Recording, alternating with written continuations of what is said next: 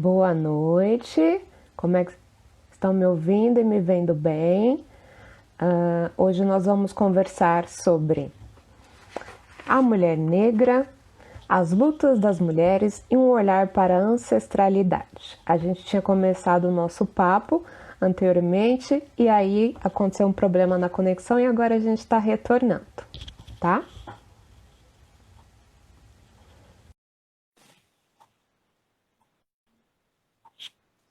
Hoje eu vou conversar com a psicóloga Fabiana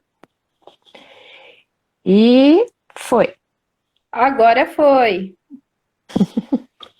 Desculpa, viu? Tô a todos. Desculpa, Isis.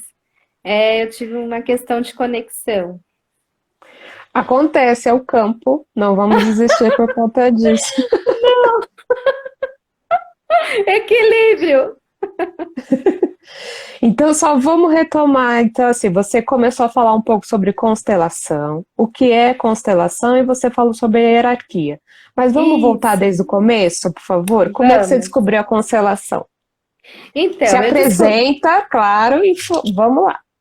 Vamos, Isis. Eu sou a Fabi, psicóloga. É um prazer estar aqui com a Isis. A Isis, ela tem um papel muito importante para mim como psicóloga. Ela me conheceu lá atrás, quando eu tinha terminado de me formar. Eu era muito medrosa, muito, muito medrosa. Eu tinha uma crença muito limitante sobre o que nunca ia ter sucesso e nunca ia conseguir nada na minha profissão.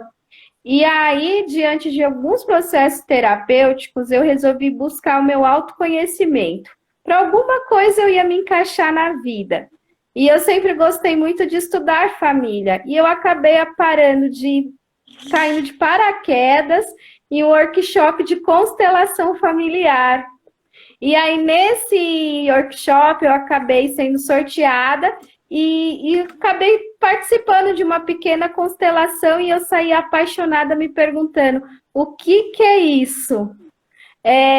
Mexeu muito com o meu sentir mesmo, até porque sentia muito vitimismo. Então a constelação foi um verdadeiro tapa na cara no meu primeiro contato. E isso eu não parei mais, já estamos ainda para o terceiro ano. Que lindo! Fala para mim um pouquinho o que que é a constelação sistêmica familiar. A constelação é um método criado pelo nosso querido alemão Bert Hellig, que faleceu em setembro do ano passado, já era um senhorzinho. E Bert criou a constelação, que ela é um método onde nós trabalhamos o sistema familiar, de certa forma, colocar ordem. Ela tem três leis. Primeira é do pertencimento. Todos nós vamos pertencer a uma família, gostando ou não dessa família, mas vamos pertencer. A hierarquia, sempre o primeiro vem antes do depois, ou seja, uma mãe nunca pode ocupar o lugar de uma filha e nem uma filha ocupar o lugar de mãe. E o equilíbrio. O equilíbrio a gente precisa ter o do dar e do receber. Se a gente acaba dando demais, a gente acaba perdendo demais. E a gente acaba se desequilibrando dentro de uma relação. Nossa, já foi papo. Eu queria que você trouxesse para a gente uma questão de ancestralidade. O que é essa ancestralidade? Quando você fala a questão dos que vieram antes, né? Não é só pai e mãe, tem a ver com avó, bisavós, aqueles que a gente não conheceram. Como é Sim. que é essa visão? Todos nós viemos de histórias, toda nossa família tem muitas gerações. Então, muitas vezes, a gente repete sofrimentos que algum familiar nosso viveu lá atrás, como de falência, de escassez, de aborto, muitas doenças. Tem, por exemplo, hoje, eu posso citar um exemplo.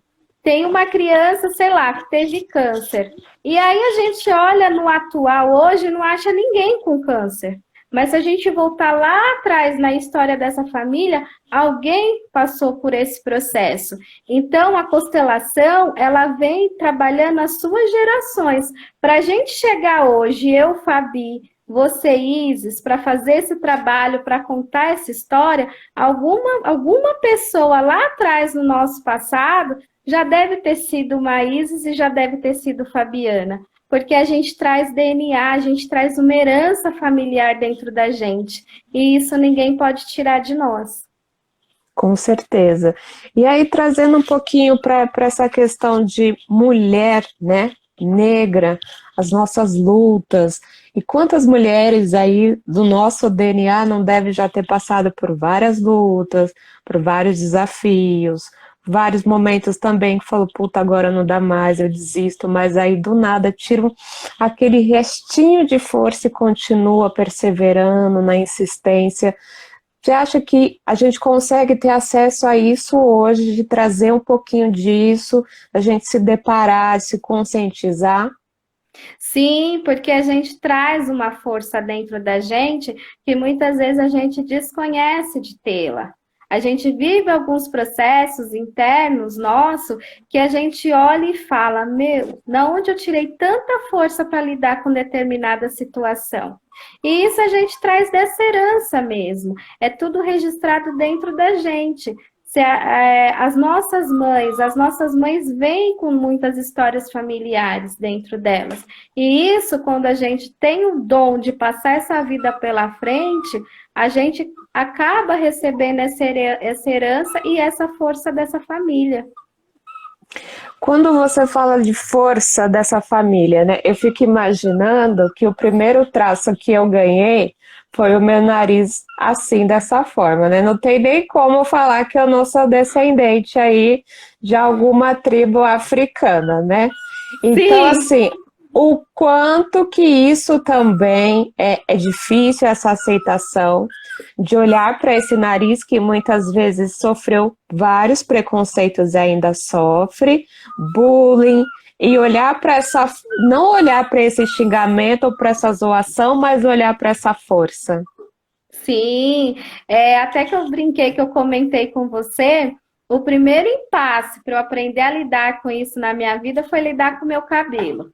Porque quando eu lembro até hoje que quando eu comecei a fase escolar, o meu sonho era ter um cabelo liso. Então eu lembro que até que eu cortei minha franja sozinha. Você imagina como ficou, porque ele é ondulado, né? Mas eu acreditava que se eu cortasse a minha franja, eu poderia ter um cabelo liso. Porque, principalmente a gente que é criança, quando a gente está nesse período que não é enfatizado a nossa história, quem nós somos, como nós somos, a gente começa a se espelhar em outras pessoas, em outras crianças. Então, você carrega o nariz, eu também carrego, e eu tinha um grande drama de lidar com o meu cabelo. Hoje eu brinco, né, que a gente precisa trabalhar primeiramente a aceitação de quem nós somos. Olhar para tudo isso. E muitas vezes E isso faltou.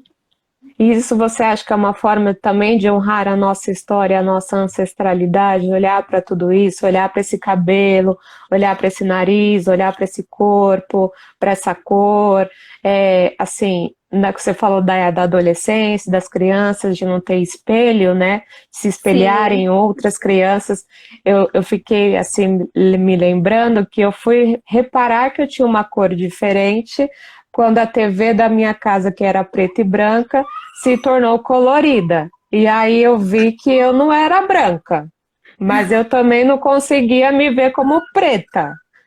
E aí, sim, foi ótimo que tive uma tia e ela falava que eu era moreninha, marronzinha, mulatinha, jambinho. E aí vem um monte de nomes e assim, a dificuldade da gente achar o nosso lugar. Porque aí você falou, né, assim, a importância da gente ter o nosso lugar, de respeitar a hierarquia. Se eu não era negra, se eu não era branca, se eu não era mulato, se eu não era jambo, quem eu era? sim, exatamente. E até lembrando desse exemplo, veio aqui para mim, Isis, eu tinha uns 10 anos que eu lembro que eu fui pegar minha certidão de nascimento e eu vi parda. E na escola só falava muito, não falava da cor parda. E eu ficava pensando por que no meu registro estava escrito parda. e não estava escrito branca, porque realmente eu não tinha esse olhar, né? Eu nem sabia que era uma criança, só uma criança. Então a gente vai, ao passar do tempo, se entendendo diante do nosso meio. A gente não tem a noção da significância da nossa história de vida. É tudo muito novo Ah, para a gente. com certeza. E lidar com toda essa bagagem que, como você disse, está no nosso DNA, está na nossa história, de olhar para essas mulheres, para essas lutas, por tudo isso que elas enfrentaram lá atrás. E a gente, de uma outra forma, pode estar revivendo aqui hoje. A psicóloga Rosiane Santos, ela disse assim: e quanto à sensação de não pertencimento? Ouço com alguma frequência de pacientes que têm a sensação não ser daquela família. Sim, porque se a gente for parar para olhar com os olhos da constelação familiar, é importante entender como que essa pessoa se vê diante dessa família. Será que ela se vê muito grande diante do pai e da mãe dela? Será que teve aborto? Muitas vezes, quando a gente tem uma questão de aborto, né? E tem família que isso acaba entrando em segredo de família, aí quando a mãe recebe um outro bebê, ela coloca esse bebê no lugar do filho falecido. Como, por exemplo, não quer que o filho adoeça, não quer que o filho pisa no chão gelado, coloca o nome, se o menino chamava Antônio, coloca a menina, se chama Antônia, reverenciando aquela pessoa, aquele feto. Então, a gente precisa perceber como que a gente está diante da nossa família. Será que a gente entra muito grande diante de tudo isso, indiferente? Então, a gente precisa se reconectar com o que nós somos, se reconectar com a nossa história e agradecer. Porque diante daquela escolha familiar, a gente teve direito à vida. E a vida a gente tem que aprender a ser grato. E muitas vezes, quando a gente chega muito grande diante dessa família, a gente não percebe e não entende o nosso lugar. E aí vem essa sensação de não pertencer, tipo, aqui não é meu lugar, eu não consigo me sentir aqui, aqui não é, enfim, um desconforto, mas, e aí você trouxe uma questão de segredo, né, que muitas famílias Sim, têm isso, né, quantas famílias trazem os seus segredos e não é falado, não é trazido isso jamais, né, muitas vezes é levado isso pro túmulo, infelizmente, e quem ficou no lugar dessa pessoa acaba vindo com esse peso aí tão forte, né? Eu não sou exato. nem aqui, também não sou, e o lá nem é cogitado. Sim, e é como também já aconteceu comigo em clínica, de pais terem filhos adotivos e não contar para o filho sobre essa adoção. A vida Então, inteira. você começou a falar lá no comecinho que você foi adotada. Como é que foi isso Fui. para você? Como é que é ter duas histórias? Então, quando eu fui criada, né, por uma pessoa que ela já faleceu, a dona Geraldo, o seu Pedro, e eu perdi, né, eles faleceram aí, eu era bem jovem. Eu tive muita dificuldade para lidar com o meu luto, muita dificuldade. E um dos processos mais difíceis de algumas constelações que eu participei, que eu nunca consegui olhar para minha genitora. Eu sempre me senti muito grande, eu sempre a julguei muito, que ela não prestava, que ela foi uma má mãe, que ela era péssima comigo. E eu não conseguia agradecer pela minha vida. E eu vivi muitos processos de adoecimento, passei por muita ansiedade, depressão. E hoje, quando eu falo assim, vamos agradecer pela vida, Isis, a gente entende que tem relações que nunca mais talvez vão ser constituídas. Então, talvez o filho adotivo ele não vai ter mais a proximidade com aquela mãe. Mas quando a gente fala com aquela mãe, com aquele pai, mas quando a gente fala para ele olhar para dentro dele e agradecer que aquelas pessoas poderiam ter te tirado e optaram por te dar a sua vida, está tudo certo. Você se sente livre a amar os seus pais adotivos. Porque num processo, né, da própria constelação, quando entra um constelado adotado, ele não sabe nem em que ordem ele entra. Ele não sabe se entra a família que deu a vida, ele não sabe se entra a família que cuidou. E a gente precisa entender que cada um vai ter o seu papel. cada um vai entrar a serviço da vida do outro. E são coisas que não cabe a gente a julgar. Porque toda vez que a gente entra nesse processo de julgamento, a gente enfraquece muito, a gente perde a força, a gente se torna grande. E um dos principais processos para a gente começar a caminhar é trabalhar a nossa aceitação interna. E quando isso não ocorre, dificulta muito para eu entender o meu lugar no mundo. A aceitação interna, e aí eu vou voltar de novo um pouquinho para a sua história e um pouquinho para a nossa também, nossa história. Sim. Como que a gente se aceita nesse mundo de que, assim, dá a sensação de que o branco é um pouco melhor, de que o marronzinho é um pouco melhor, a questão do pardo, se não é discutida na escola, por que que vai isso na certidão e outros documentos e a gente nem sabe o porquê? Como que a gente vai aceitar uma história que não tem explicação, se não explicam pra gente? Hoje, Isis, eu vejo para mim que talvez faltou lá atrás a gente ter uma educação mais positiva dos nossos valores, da nossa singularidade, da nossa importância no mundo. Os elogios fazem muita diferença na vida de uma criança. E isso são raízes que vêm com o desenvolvimento. Então, o que eu vejo hoje é que falta uma educação positiva, de poder trabalhar emoções com as crianças, de poder olhar para o que você está sentindo. Porque lá atrás, tanto eu como você, e eu acredito muito que estão aqui com a gente, não podia expressar o que realmente sentia. As emoções Ou eram então nem vistas tudo sabia, iguais. né? Exatamente. Então, como que a gente lidava com as nossas diferenças, com nossos bullies? Muitas vezes a gente sentia e via aquilo como uma normalidade. Então, se a gente vem trabalhando uma educação mais positiva, desde pequenininho com a criança, ela consegue se desenvolver dentro da sua autoconfiança e entender que ela tem um lugar, que ela E aí pode desenvolver. fica mais fácil se aceitar, aceitar do jeito que é, aceitar o outro e até aceitar os pais do jeito que são, os genitores, a família. E de fato eu acho que rolar isso que você falou, se genuinamente, o agradecer pela vida.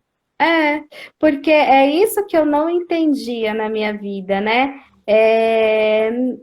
Não precisava buscar uma união que talvez não vai poder ocorrer, porque cada um tem o seu processo. Mas quando a gente pode olhar para isso tudo e falar, nossa, eu agradeço a chance. Igual eu sempre brinco com uma amiga que está até com a gente, que a gente foi aquele espermatozoide que correu na frente de todo mundo para chegar e ter o nosso lugar.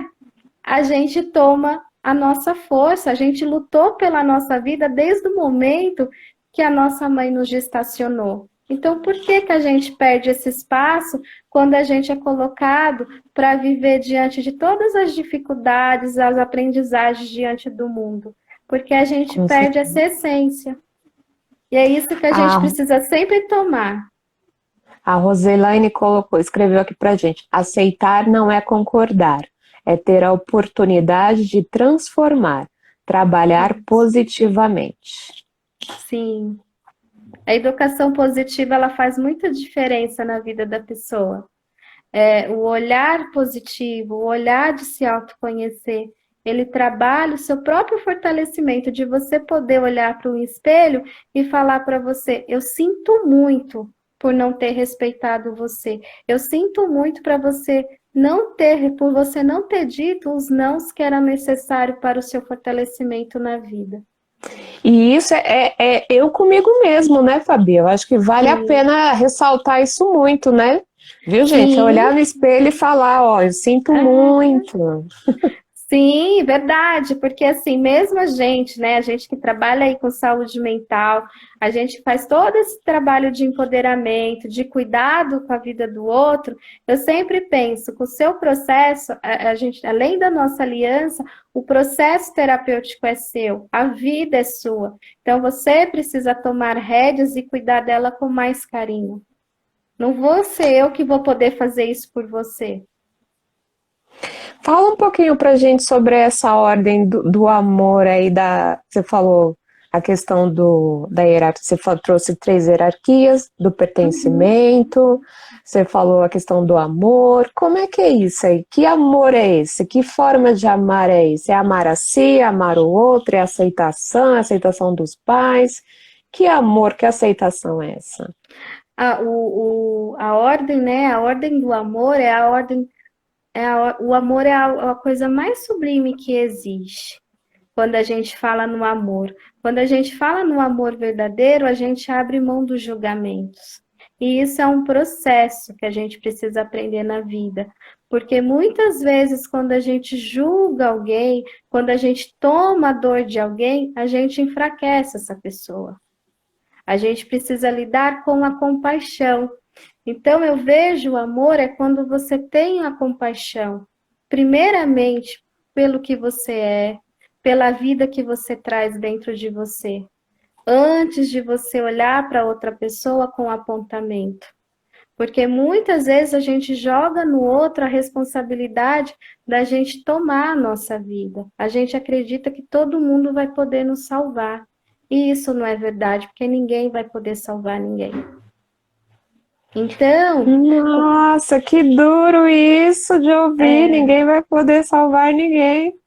não, ó, eu vejo, né, hoje uma coisa que mexeu bastante comigo, conversando uma vez com uma terapeuta, Isis, quando ela me disse assim, quando eu tenho, o meu filho não vai ter obrigação de me sustentar na velhice. E a gente vem de uma educação que a gente vai cuidar dos nossos pais velhinhos, e a gente muitas vezes fala, nossa, eu virei mãe do meu pai, eu virei mãe da minha mãe. E quando a gente começa a tomar essa consciência da ordem do amor que ela veio primeiro, a gente poder olhar para aquela mãe e para aquele pai e pensar: eu vou cuidar dele como filho. Tá tudo bem se talvez eu não der conta. Tá tudo bem se eu precisar procurar a ajuda de um profissional para me auxiliar nesse Sim. cuidado. Tá tudo certo. Então, quando a gente fala da ordem do amor, a gente fala da compaixão, a gente fala do cuidado. Porque quando a gente entra numa relação sentindo dó, sentindo a necessidade de salvar, a gente acaba enfraquecendo e enfraquecendo a outra pessoa. Como que você traz assim uma dica para a gente honrar a nossa história? Honrar tanto história de pai e de mãe, honrar todas as nossas ancestralidades. Como que você traz isso para assim, para uma prática do dia a dia, embasando no teórico? Como é que você consegue trazer isso para a gente? Hoje eu vejo com uma fala que eu gosto muito, uma fala de solução, que a gente pode carregar isso no coração. Eu sou abençoado para seguir a minha vida feliz. A vida que você me deu, eu posso fazer diferente. Eu posso honrá-la sendo feliz. Então a gente pode carregar dentro do nosso coração que a gente é abençoado, que a gente tem direito de se responsabilizar pelas nossas escolhas e a gente pode ser feliz da forma que a gente acredita, que nos traga felicidade. Porque cada um vai ter um sentimento e cada um vai enxergar o mundo de uma forma. Então, a gente é livre para a gente poder seguir os nossos propósitos de vida. E quando a gente tem esse olhar, a gente se desprende de ficar buscando a avaliação das pessoas alheias, das pessoas na nossa volta. Então, hoje, para mim, é muito importante eu ter essa consciência que da vida que eu recebi, eu posso fazer o que eu quiser com ela. E aí, assim, você disse do desprender, né? Eu fiquei imaginando essas pessoas que as histórias, né? Quantas famílias não devem ter sofrido preconceitos ou ações, né? Quanto ser humano deve ter passado por isso e quantas pessoas ainda ficam presas, tanto essa é a história da família quanto a história própria, e não se desprende disso e não vai à frente e não se sente aí abençoada e algumas vezes até carregando um fardo por ter o tom de pele diferente. Aí eu fico imaginando a luta dessa mulher para ser boa, para ser aceita, para ser isso, para ser aquilo, para fazer, porque eu sempre tenho que ser melhor do que um branco, que o amarelo, que o azul, enfim. Sim, a gente precisa ser melhor para a gente, Isis. A gente sempre tem que trabalhar dentro de nós o nosso merecimento. Quando a gente começa a entender, olha, eu mereço o melhor para mim, eu mereço um caminho que me fortaleça, tá tudo bem. Muitas vezes a gente fica tão perdido nesses movimentos, né, do agradar, do ser assistencialista com tudo e com todos, né, de tomar todas as dores, que nós mesmos em si acreditamos que a gente não é merecedor de nada, de sucesso, de uma família saudável, de uma vida saudável, sabe? A gente não se sente merecedor. E quando a gente começa a criar esse estado de consciência, a gente percebe que a gente tem direitos. A gente pode cuidar melhor da gente. Você falou de direitos e me veio uma frase que eu acho que até a gente comentou nos bastidores, que é assim, a da novela lá, Amor de Mãe, né, que Sim, a mocinha sempre, numa conversa lá de hospital, falava assim, eu estou cansada de ser a melhor, de ter que ser a melhor, ter que estudar mais, ter que fazer mais, então assim, quanto mais a gente precisa ter para provar, né? Acho que essa é a palavra, para provar que eu sou boa, para provar que eu sou boa, provar que eu sou boa. Então eu fico imaginando o peso que essa mulher negra, branca, azul, amarela, enfim, mas agora a gente estava até falando um pouco mais sobre a questão dos negros, da mulher negra, porque parece que a carga às vezes é um pouquinho maior. Ah, não basta sim. ser mulher, já é pesada. Aí você ser mulher negra é um pouquinho mais pesado. Então parece que a mulher negra sempre tem que ficar fazendo mais força, mais isso, mais aquilo. E aí fica difícil aquele negócio de aceitar a si, de aceitar a história. Fica parecendo mais uma maldição. Tipo, ai, por que que eu faço parte disso? Por que eu faço parte dessa família? Por que que não poderia ser mais fácil? Sim, até pensando nisso, Isis, hoje, né?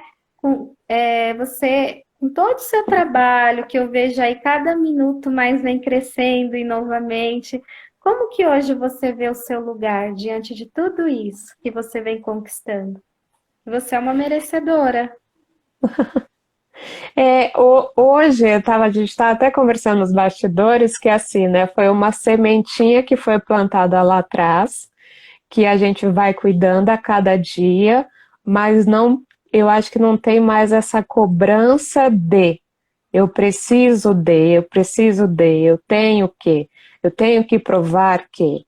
Eu parei desse negócio da aprovação e hoje eu me sinto sim, e eu acho que é nesse sentido aí de abençoada. Então, eu abençoo a minha casa, minha família, as coisas, tenho essa cor linda que eu acho que Deus me deu assim só para brilhantar mais esse sorrisão.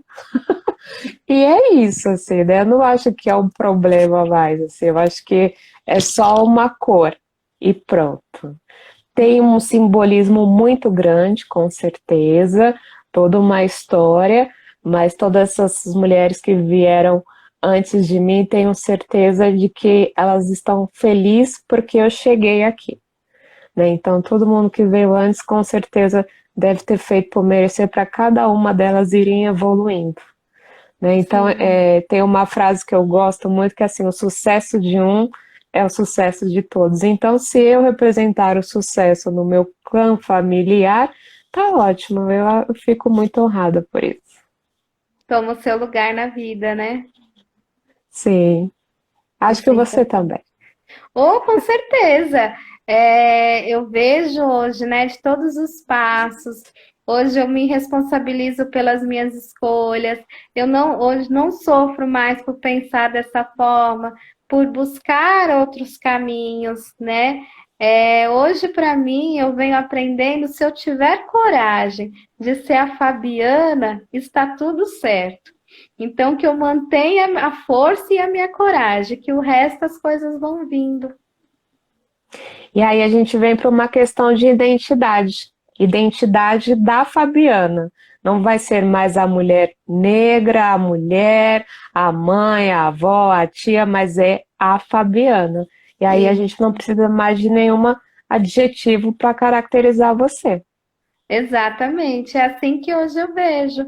Tendo a coragem de sermos nós mesmas, como eu falo para todo mundo, é isso, a gente se cura, a gente se olha, a gente se aceita e a gente se respeita. A Thaís trouxe lindo isso. Quando me curo, curo as que vieram antes e abrir caminho para as futuras gerações. É isso Sim, aí. E aí eu fico pensando que assim, a partir de agora, Fabiana, a gente está também, né, renunciando a alguns conceitos sociais, né, que as, negro foi taxado de vagabundo, de preguiçoso, de malandro. Aqui, ó, nós trabalhando quase 10 horas da noite, ó, gente aqui trabalhando, conversando, entregando conteúdo. Às vezes a gente não está online, mas está offline, mas está sim. atendendo, está no consultório, está no online, está planejando. Então, eu acho que é renunciar um pouquinho disso, né? De que negro é encrenqueira, o negro é isso, o negro é aquilo. A gente também é muito bandeira branca, muito paz e amor, sim.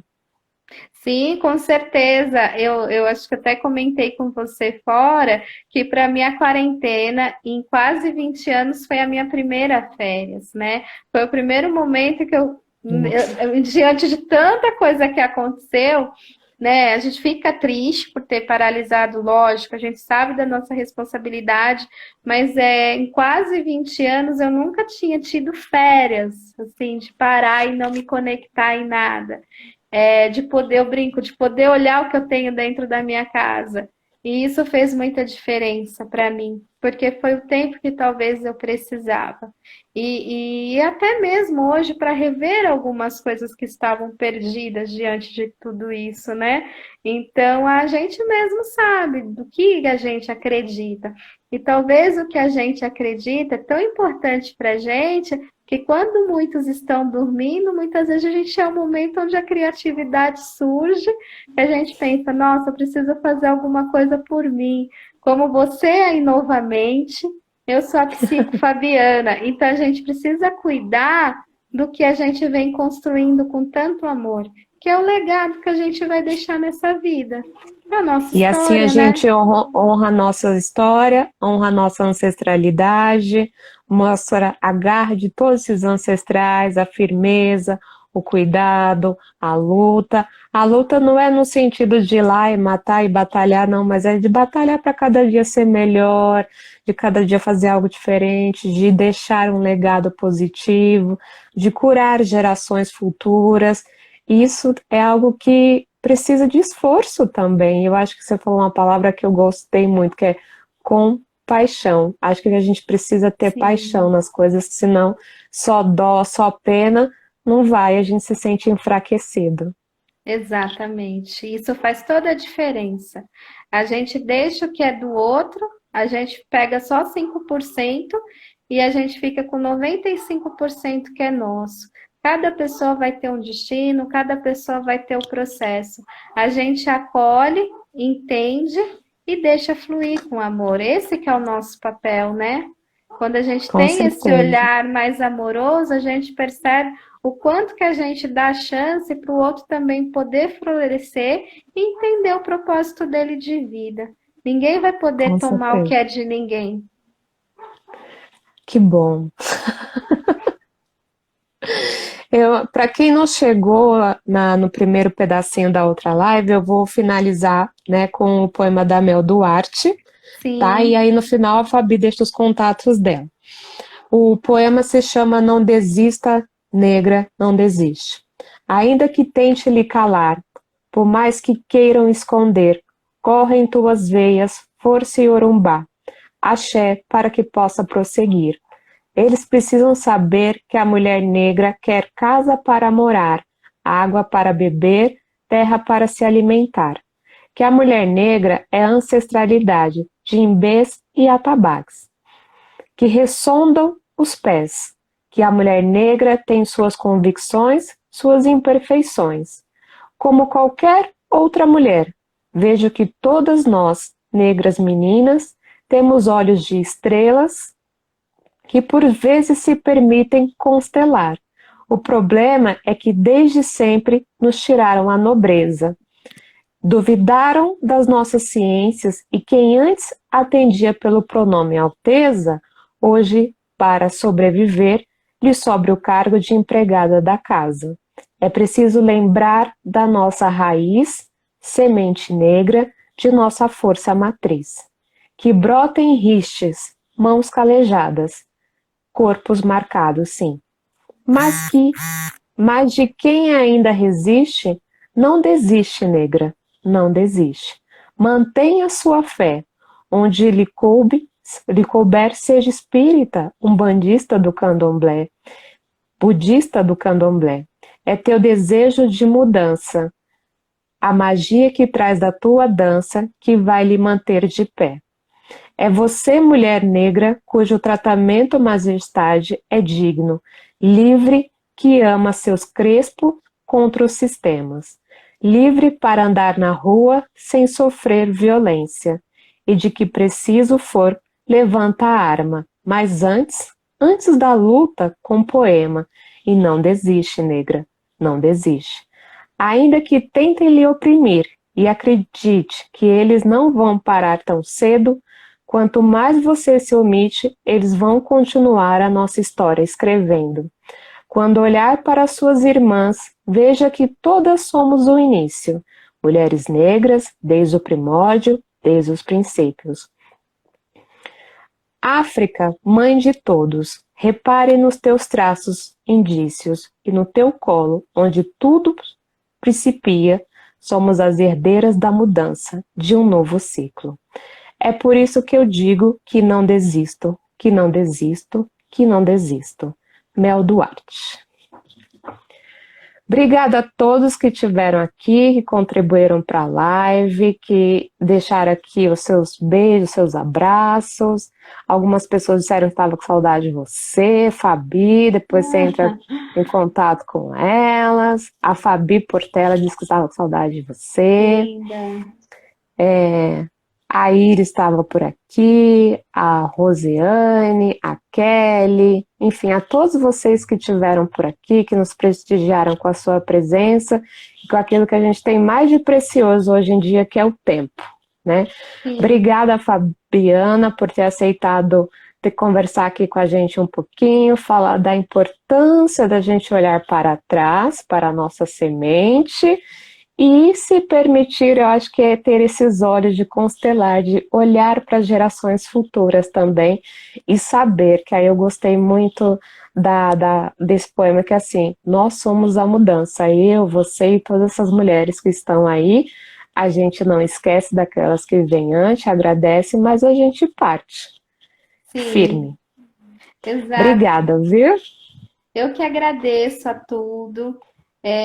Só para fechar, muito obrigada, Isis, sempre por estar comigo no meu processo. É muito, muito, muito especial para mim. E para finalizar, eu deixo aí um recadinho para vocês. Digam sempre sim para a vida. Independente da forma que ela corra, ela sempre vai ter um movimento que vai ser o melhor para cada um de vocês. E quem quiser conhecer um pouquinho do meu trabalho, estou no Insta, no Face como Psico Fabiana. Será um prazer receber vocês. Muito obrigada, viu? Que isso, obrigada. Só deixando aqui uma dentro, Fabiana é de São Paulo, viu, gente? Sim. Beijo, tchau, tchau. Gratidão, obrigada, Isis. Eu que agradeço.